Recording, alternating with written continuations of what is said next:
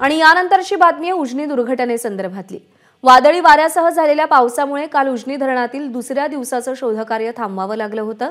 त्यामुळे आज पुन्हा बेपत्ता 6 जणांचं शोधकार्य सुरू होणार आहे। झरे गावातून कळाशीकडे प्रवाशांना घेऊन जाणारी बोट वादळी वाऱ्यामुळे बुडाली। अद्याप या दुर्घटनेतल्या एकाही बेपत्ता व्यक्तीचा शोध लागलेला नाही।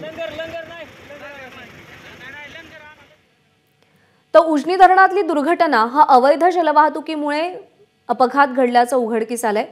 अपघाताला अशी राजरोज सुरू असलेली जलवाहतूक कारणीभूत ठरतीये। करमाळा तालुक्यातील इंदापूरला जाण्यासाठी बेकायदा जलवाहतूक केली जाते। याआधी सुद्धा इथे अशा दुर्घटना घडलेल्या आहेत।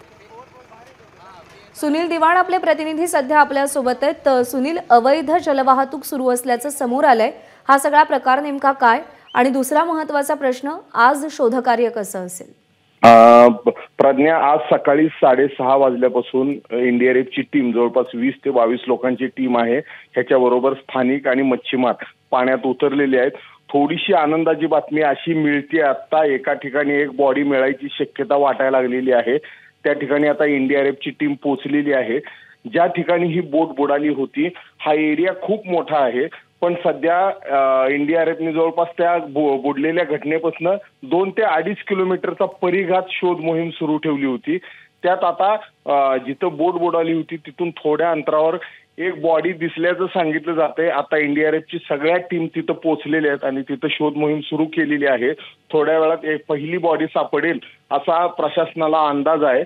आणि मात्र ही जी काल जी घटना, परवा दिवशी जी घटना घडली, ही पूर्णपणे बेकायदेशीर जलवाहतुकीमुळेच घडती। दरवेळेला अशा जलवाहतुकीच्या दरम्यान अपघात झाले, काय झाले की चौकशी सुरू होती, मात्र परत ह्याच्यावर काही होत नाही। तेवढ्यापुरती 4 दिवस ही जलवाहतूक बंद केली जाते, मात्र इतर वेळेला ही अशी सुरू ठेवली जाते। करमाळ्यातून इंदापूरच्या तालुक्यात जायचं असेल तर त्यांना जवळपास 80 ते 100 किलोमीटरचा वळसा मारून रस्त्याने बरोबर। आणि एक शॉर्टकट म्हणून या जलवाहतुकीकडे बघितलं जातं आणि त्याचाच परिणाम सध्या या अपघातामध्ये आपल्याला दिसून येतोय। सुनील, धन्यवाद दिलेल्या माहितीसाठी। एबीपी माझा, उघडा डोळे बघा नीट।